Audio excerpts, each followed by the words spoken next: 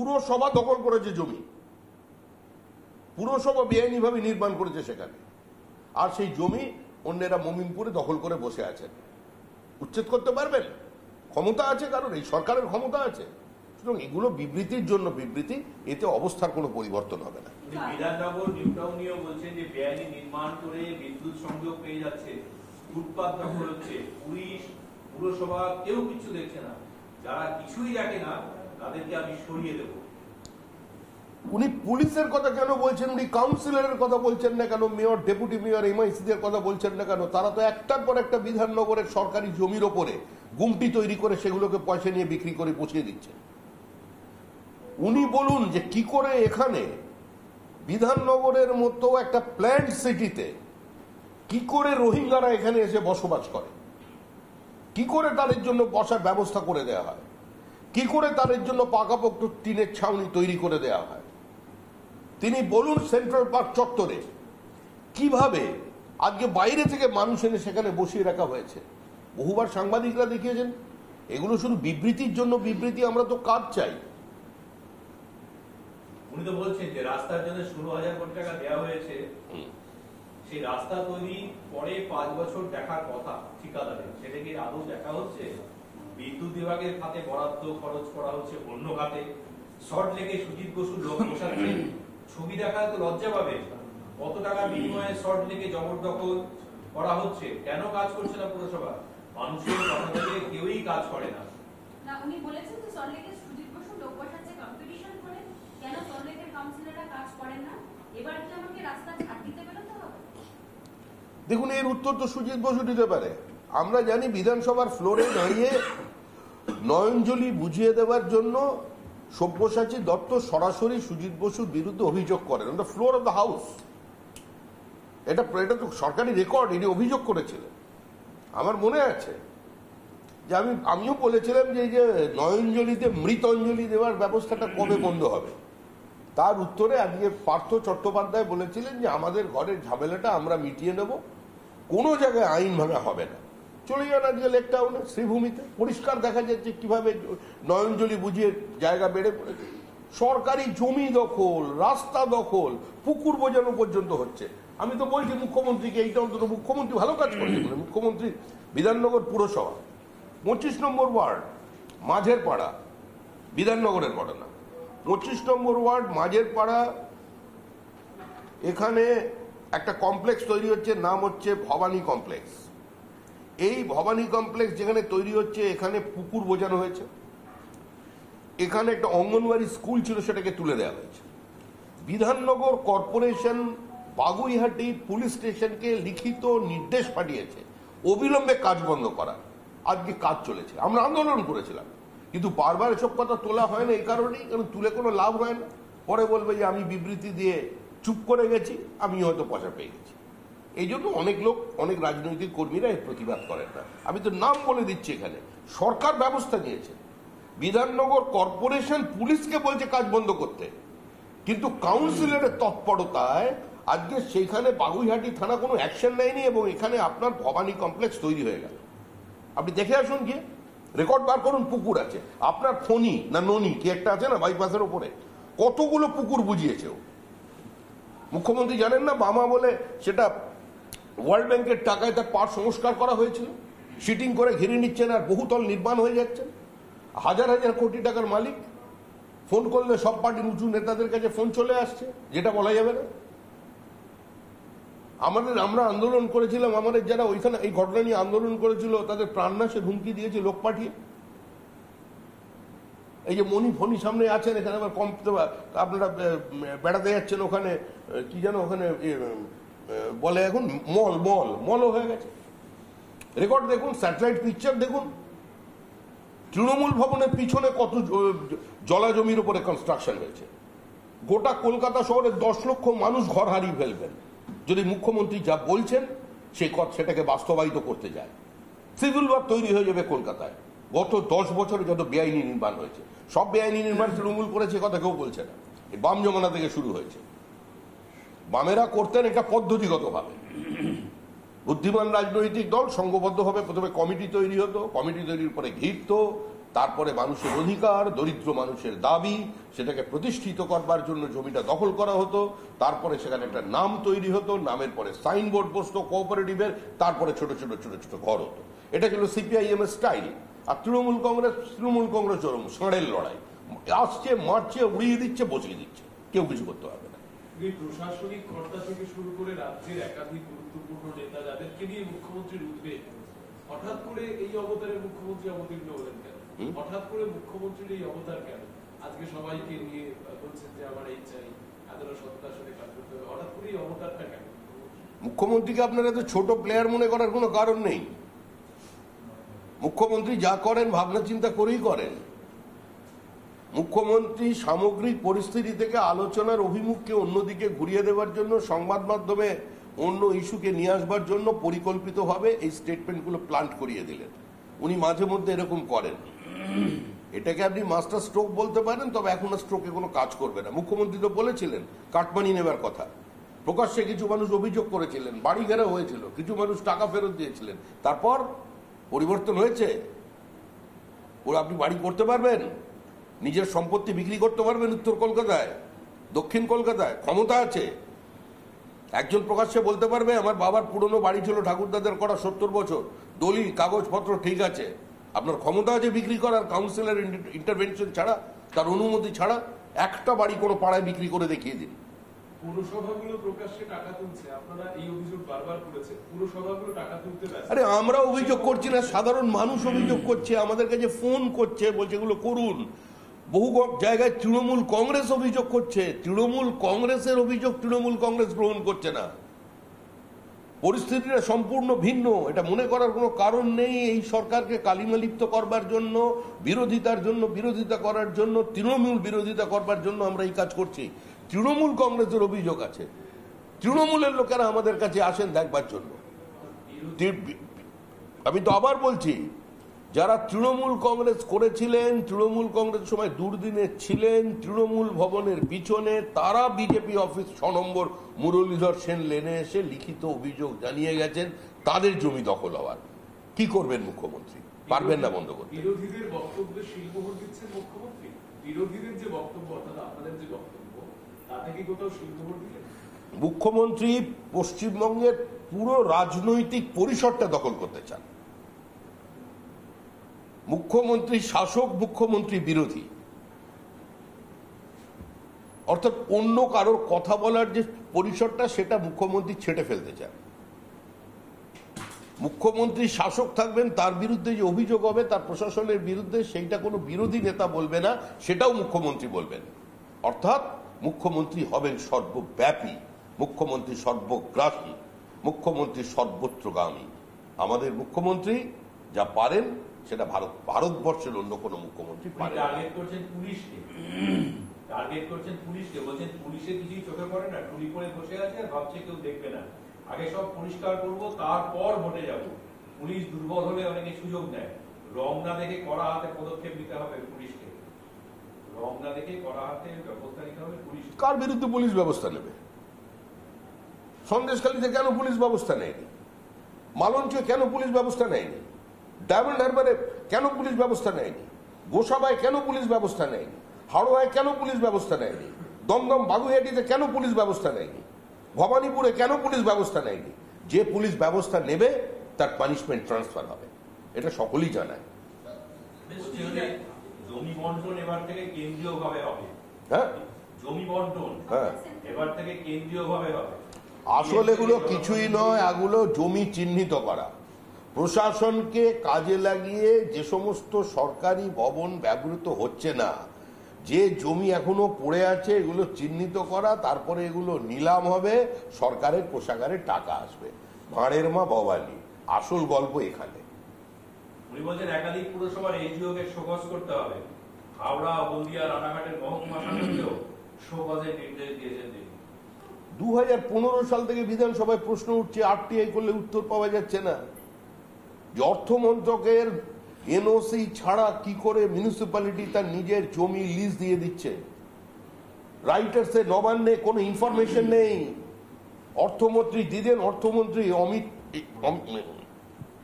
মেঘনাথ, ওনার নাম কি? হ্যাঁ, অমিত মিত্র, তখন মেঘনাথ ছিলেন না, তখন সরাসরি যুদ্ধক্ষেত্রে ছিলেন। ওনাকে প্রশ্ন করা হয়েছে যে আপনার এনওসি ছাড়া কি করে একটার পর একটা মিউনিসিপ্যালিটি জমি বিক্রি এবং লিজ দিতে পারে? সম্ভব নয় তো, এটা তো আইন বিরুদ্ধ। কি আইনের তোয়াক্কা করেছে? আমরা সবাই রাজা, আমাদের রাজা রাজত্ব তৃণমূল চালিয়ে গেছে। উত্তরবঙ্গে যারা জমি দখল করেছে তারা টোটাল ভোটটা বিজেপিকে দিয়েছে। হ্যাঁ, উত্তরবঙ্গে যারা জমি দখল করেছে তারা সব ভোটটা বিজেপিকে দিয়েছে, মুখ্যমন্ত্রী অভিযোগ করেছেন। মানে মুখ্যমন্ত্রীর মুখে চকলেট পড়ুক, এছাড়া আমি কি বলতে পারি বলুন? মানে জমি দখল করবার মতো শক্তি যদি উত্তরবঙ্গে বিজেপি যদি করে ফেলতে পারে, তাহলে তো লোকসভায় শূন্য করে দিয়েছে, বিধানসভায় তো ওদিকে প্রচারই যেতে পারবেন না। যারা জমি দখল, এই ধরনের যারা শক্তিশালী কাজকর্মের লোকজন যদি বিজেপিতে চলে আসে, তাহলে 2025-এর যে নির্বাচন হতে চলেছে বা 26-এর কাছাকাছি আর কি যে নির্বাচনটা হবে, সেখানে তৃণমূল তো প্রচারই করতে পারবে না, ঢুকতেই পারবে না, এত শক্তি যদি বিজেপির থেকে থাকে। বলছেন যে 51,500 কোটি টাকা আরবান ডেভেলপমেন্ট ডিপার্টমেন্টে দেওয়া হয়েছে, তারা কাজ করছে না, মানুষ পরিষেবা পাচ্ছে না। আমি এটা কখনোই মেনে নেব না। Investigation will take place in future. Kolkata, Bidhannagar, New Town, Howrah and Siliguri. Howrah তো 10 বছর হলো ভোটই বন্ধ আছে। তৃণমূল কংগ্রেসের রাজনীতির কারণে হাওড়া তো মেয়রহীন, অভিভাবকহীন, পিতৃহীন সন্তানের মধ্যে হাওড়াবাসীরা এখন আছে। বালি মিউনিসিপ্যালিটি হাওড়ার সঙ্গে জুড়ে দেওয়া হয়েছিল, এখন বিচ্ছিন্ন। ওখানে বিবাহ বিচ্ছেদ হয়ে গেছে, কিন্তু পুনর্বিবাহের কোনো ব্যবস্থা হয়নি। 10 বছর ধরে সেখানে কোনো নির্বাচন নেই। তাদের সম্পর্কে মুখ্যমন্ত্রী বলছেন ব্যবস্থা নিলে ফিরহাদ হাকিমের বিরুদ্ধে ব্যবস্থা নিন, সরাসরি বিবৃতি দিন। কনসার্ন মিনিস্টার তো তিনি, সংশ্লিষ্ট মন্ত্রক তো তার হাতে। আর যে আরবান ডেভেলপমেন্টের টাকার কথা বলছেন, তার মধ্যে কেন্দ্রীয় সরকারের কত টাকা আছে সেটাও যদি উনি ব্রেকআপটা দিয়ে দেন, সেটাও ভালো হয়। অফিসারদের কাছ থেকে বিজেপি মোটা টাকা তুলছে। হ্যাঁ, অফিসারদের কাছ থেকে বিজেপি মোটা টাকা তুলছে। গরু, কয়লা, বালি, পাথর সবচেয়ে বেশি টাকা খায় বিজেপি। ওভারলোডিং ট্রাক, পুলিশের হাত দিয়ে টাকা বিজেপির কাছে গিয়ে পৌঁছয়। টাকা তোলার মাস্টার নয়, আমি জনসেবক চাই, কাজ না করলে টিকিট পাবে না। আচ্ছা, বিজেপি বিরুদ্ধে অভিযোগ। বিজেপির বিরুদ্ধে, তার মানে সরকারটা পশ্চিমবঙ্গে কার সরকার চলছে? বিজেপির সরকার চলছে না তৃণমূলের সরকার চলছে? আর মুখ্যমন্ত্রী থাকাকালীন যদি বিজেপি ওভারলোডের থেকে গরু, কয়লা, মোষের থেকে টাকা তুলতে পারে, তাহলে তো মুখ্যমন্ত্রী আর মুখ্যমন্ত্রী থাকার কোনো নৈতিক দায়িত্ব অধিকারই নেই। তিনি তাহলে তো মুখ্যমন্ত্রী হিসেবে ব্যর্থ হয়ে গেছেন। যে বিজেপি তারা বলে এত শক্তিশালী হয়ে গেল, একটা সমান্তরাল প্রশাসন চালাতে পারছে বিজেপি, তাহলে মুখ্যমন্ত্রী থেকে উনি কি করছেন?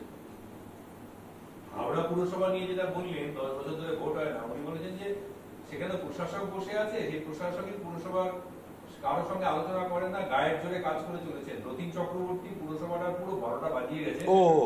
গ্রুপ তৈরি হয়েছে, খালি জায়গা দেখলে লোক বসাচ্ছে। আর বালি পুরসভার এসডিও অমৃত রায় বর্মন কি করছেন? ইচ্ছে মতো টেন্ডার করছেন, কতটা তিনি খাচ্ছেন। ওখানে প্রশাসক কে বসিয়েছিল? ওখানে প্রশাসক কে নির্বাচিত করেছিল? প্রশাসক হিসেবে যাকে বসানো হয়েছিল সে কি ওনার প্রাক্তন মেয়র, যিনি এখন আমাদের বিজেপিতে আছেন, তিনি বসিয়েছিলেন? না মুখ্যমন্ত্রীর নির্দেশে, মুখ্যমন্ত্রীর পছন্দের কোনো সোনার টুকরোকে ওখানে বসিয়ে দেওয়া হয়েছে? তৃণমূল কংগ্রেস এক সম্পূর্ণ গণতান্ত্রিক ব্যবস্থাকে ধ্বংস করে, মানুষের নাগরিক অধিকারকে বাজেয়াপ্ত করে, বিভিন্ন মিউনিসিপ্যালিটিতে প্রশাসকের হাতে অতিরিক্ত ক্ষমতা দিয়ে একটা সমান্তরাল দলীয় লুট এস্টাবলিশ করেছে সব জায়গায়। আজকে তিনি তার বিরুদ্ধে বক্তৃতা করছেন। মুখ্যমন্ত্রী যা বলেন সব ইন্টারেস্টিং, এটা বলবেন। বিধায়করা সুযোগ নিচ্ছে। বিধায়করা কারা? বিধায়করা হচ্ছে অরূপ রায়, রানা চ্যাটার্জি, নন্দিতা চৌধুরী, গৌতম চৌধুরী। এরা উন্নয়নের কাজে বাধা দিচ্ছে, বিজেপিকে সাহায্য করছে। এটাও এই যাদের নাম দীপকদা বলে বিজেপিকে সাহায্য করছে তারা মুখ্যমন্ত্রীর বক্তব্য। তাহলে মুখ্যমন্ত্রী আজকে যা বলেছেন এবং যত লোকের নাম করেছেন, এতে তো একটাই সলিউশন আছে যে এই মুহূর্তে উনি সরকারটা ভেঙে দিয়ে নতুন করে নির্বাচনে যান। আর যে আবর্জনাদের কথা বলছেন, যাদের ওনার চিনতে ভুল হয়ে গেছিল, মানে সোনার টুকরোরা, যাদের দেখা যাচ্ছে ওপরে ওটা সোনার জল ছিল, ভিতরে আসলে পেতল, এইটা বোঝবার জন্য যদি মুখ্যমন্ত্রী 10 বছর সময় লেগে থাকে, তাহলে আমার মনে হয় কিছুদিনের ওনার বিশ্রাম নেওয়া আর ঘুরে এসেই এই সরকারটাকে ভেঙে দিয়ে নতুন করে নির্বাচনে যাওয়া। পার্কিংয়ের নামে ইন্ডিভিজুয়ালদের পকেট ভরছে সরকার, চিরকালই ছিল। চিরকালই ছিল। যা টাকা ওঠে সরকার থেকে, হোর্ডিং এর কথা আমরা বলছি না। ফিরাদ হাকিম তো একটা গোল গোল উত্তর দিয়ে লাস্টে বলে দিলেন ওই পাগলে কিনা বলে ছাগলে কিনা খায়। এখন তো কল্যাণীতে হোর্ডিং খোলা শুরু হয়েছে সবে। আপনি বলুন না শ্রীভূমির হোর্ডিং এর বারকোড বললেন না, ফিরাদ হাকিম বারকোড, কলকাতা শহরে উনি বারকোড দেখিয়ে দিতে পারবেন? উনি শ্বেতপত্র প্রকাশ করে জানান না কতগুলো হোর্ডিং সরকারের আছে। ওটা উনি বলছেন আমরা কোন কঠোর নিয়ম করেছি। সব বিবৃতির জন্য এগুলো বিবৃতি চলে। আসলে পুরো আলোচনাটা ঘোরাবার চেষ্টা করছেন। কেন্দ্রে এখন তৃতীয়বারের জন্য মোদী সরকার শপথ নিচ্ছেন। মানুষ এখন চিন্তা করছেন একটা আধুনিক ভারতবর্ষ দেখতে চাইছেন, প্যারাডাইম শিফট হয়ে যাওয়া ভারতবর্ষ, তৃতীয় বৃহত্তম অর্থনীতিতে পৌঁছবে ভারতবর্ষ, এটা নতুন ভারত। সেখানে ওনারা কিছু করতে পারেননি। সার্বিকভাবে সর্বভারতীয় রাজনৈতিক ক্ষেত্রে তৃণমূল কংগ্রেস নিজেদের অপ্রাসঙ্গিক করে ফেলেছে। সেখান থেকে পশ্চিমবঙ্গের বিভিন্ন মিউনিসিপ্যালিটি এবং যেখানে ওপিনিয়ন মেকার বা বিল্ডাররা থাকেন সেখানেই তৃণমূল কংগ্রেসের পরাজয়। সেজন্য একটু পুরো ব্যবস্থাটা তিনি সচেতনভাবে গুলিয়ে দেওয়ার চেষ্টা করছেন। কেন্দ্রকেও আক্রমণ করেছেন, বলছেন একদিকে কেন্দ্র তিস্তার জল বিক্রি করে দিচ্ছে, রেল বিক্রি করে দিচ্ছে, তিস্তা নিয়ে সিদ্ধান্ত হলো আমাকে জানানো হলো না, বাংলাকে বিক্রি করে দিচ্ছে। তিস্তা চুক্তি নিয়ে প্রধানমন্ত্রীকে কড়া চিঠি দেবো, প্রধানমন্ত্রীকে কড়া চিঠি দেবে, চিঠি পাঠিয়ে বাংলাকে শেষ করতে ভাতে মারার চক্রান্ত করছে কেন্দ্র। দেখুন, মুখ্যমন্ত্রীর মধ্যে বীর রসের আধিক্য সবসময় বেশি। মুখ্যমন্ত্রী যেটা করেন কড়াভাবেই করেন, কিন্তু মুখ্যমন্ত্রী তো সারা দেশের প্রোটোকল বদলে ফেলতে পারেন না। বিভিন্ন আন্তর্জাতিক আলাপ আলোচনার ক্ষেত্রে দুজন রাষ্ট্রপ্রধানের মধ্যে আলোচনা হয়, সেখানে স্পেশাল ইনভাইটি হিসেবে মুখ্যমন্ত্রীকে ডাকা হবে কিনা বা সেটা ডাকলে কোনো সাংবিধানিক বাধা নিষেধ থাকবে কিনা, এটা তো যারা সংবিধান বিশেষজ্ঞ তারা বলতে পারে। তবে এটাও ঠিক যে কোনো গুরুত্বপূর্ণ আন্তর্জাতিক বিষয়ে কিংবা আমাদের দেশের আভ্যন্তরীণ নিরাপত্তার বিষয়ে, এমনকি দার্জিলিং এর সমস্যা যখন তৈরি হয়েছিল পাহাড়ে, এখানে তৃণমূল কংগ্রেস তাদের মতামত স্পষ্টভাবে জানিয়েছে বা মিটিংগুলোতে পার্টিসিপেট করেছে। অতীতের এ ধরনের কোনো নিদর্শন বা দৃষ্টান্ত নেই। উনি পুলিশকে এত আক্রমণ করলেন, পুলিশ টাকা খায়, পুলিশ প্রশ্রয় দিচ্ছে, আবার পুলিশকে তিনি বললেন যে পুলিশকে বলবো তদন্ত করার জন্য। মুখ্য সচিবকে নির্দেশ দিচ্ছি রামশ্যাম যদুমধু কাউকে ছাড়বেন না, আমাকেও ছাড়বেন না। লোকটা বড্ড বেড়ে যাচ্ছে, সরকারি জমি দখল করে সরকারের থেকে অনুমতি দেওয়ার প্রয়োজন বোধ করছে না। আমি তো এই কথাটা বারবার বলছি, সরকারের থেকে অনুমোদন না নিয়ে জমি তো বিক্রি হচ্ছে 2014 সালের প্রথম দিক থেকে, লিজ দিয়ে দেওয়া হচ্ছে। কি করবেন মুখ্যমন্ত্রী? ইরিগেশনের জমি দখল হয়েছে, রেলের জমি দখল হয়েছে, তিস্তার চর দখল হয়েছে, নদী চুরি করেছে। মানুষ তো নয়, পুকুর চুরি করে, নদী চুরি করেছে। চলে যান হাসনাবাদ ঘাটে, দেখতে পাবেন তৃণমূল নেতার কীর্তি। নদীর ওপরে বাড়ি, নদী পর্যন্ত চুরি করেছে, ওপর আকাশ হোর্ডিং, সেখানে পর্যন্ত দুর্নীতি। কি করে মুখ্যমন্ত্রী বন্ধ করবেন এটা? আমি প্রশ্নটা ছিল যে পুলিশকে উনি দোষারোপ করছেন এই ব্যাপক পরিমাণে অন্যায় হচ্ছে, চুরি হচ্ছে, সেই পুলিশকে তিনি বলছেন যে আপনারা তদন্ত করে দেবেন, আপনারা তদন্ত করুন। উনি সমস্ত পুলিশকে তো বলছেন না,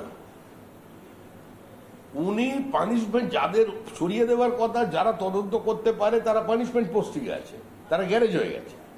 এবার যারা মার্কেটে আছে, যেগুলো ওনার কাছে আছে, কথাবার্তা শোনে, উনি তাদের বলছেন আজকে কি এসব চলছে।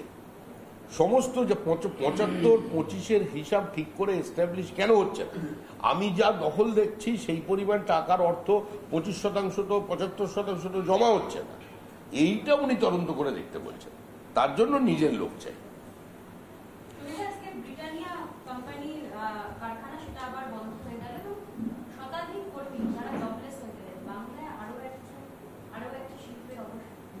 না, বাংলায় পশ্চিমবঙ্গে এই মুহূর্তে শিল্পায়ন করতে গেলে বা শিল্প সম্ভাবনা নতুন করে ফেরাতে গেলে তৃণমূল কংগ্রেসকে সরিয়ে দিতে হবে। এই মুহূর্তে পশ্চিমবঙ্গ থেকে যে বার্তা দেশ এবং দেশের বাইরের বিভিন্ন ইনভেস্টরদের কাছে চলে গেছে, তারা মনে করছে ওয়েস্ট বেঙ্গল কোনো ইনভেস্টমেন্ট ফ্রেন্ডলি স্টেট নয়। এখানে শিল্পায়নের পরিবেশ নেই, শিল্পের পরিবেশ নেই। আর বিভিন্ন কোম্পানিতে আভ্যন্তরীণ কিছু সমস্যা থাকে, কোম্পানির টেকনোলজির আপগ্রেডেশন বা সেখানকার মানে তাদের যে ডিমান্ড শ্রমিকদের, এটা নিয়ে ভিতরে সংঘাত থাকতে পারে। তবে কারখানা বন্ধ হয়ে গিয়ে শ্রমিক বেকার হয়ে যাওয়া এর থেকে দুঃখজনক বা দুর্ভাগ্যজনক ঘটনা তো কিছু হতে পারে না। খুলুক, এটাই আমরা চাই। সেটা হচ্ছে মুখ্যমন্ত্রী আজকে বৈঠকে বলেছেন যে টাকার বিনিময়ে বাংলার আইডেন্টিটি করবেন না, আমাদের ঘাড়ের উপর অনেক বোঝা আছে, বাংলায় কথা বলার লোক খুঁজে পাওয়া যাবে না আগামী দিনে, রাজ্যের আইডেন্টিটি খুঁজে পাওয়া যাবে না, বাংলার আইডেন্টিটি যারা নষ্ট করার চেষ্টা করবে তাদের বিরুদ্ধে তদন্ত হবে। বাংলার আইডেন্টিটি মুখ্যমন্ত্রী তো নষ্ট করছেন। মুখ্যমন্ত্রীর দল পাঠ্যপুস্তকে রামধনুকে রংধনু বানিয়ে দিচ্ছে। বাংলা ভাষা, বাংলা সংস্কৃতি, বাঙালির মনন, বাঙালির চিন্তন সমস্ত কিছুই তো তৃণমূল কংগ্রেসের দ্বারা আক্রান্ত। বাংলা ভাষা থাকবে, মুখ্যমন্ত্রীর দল থাকবে না।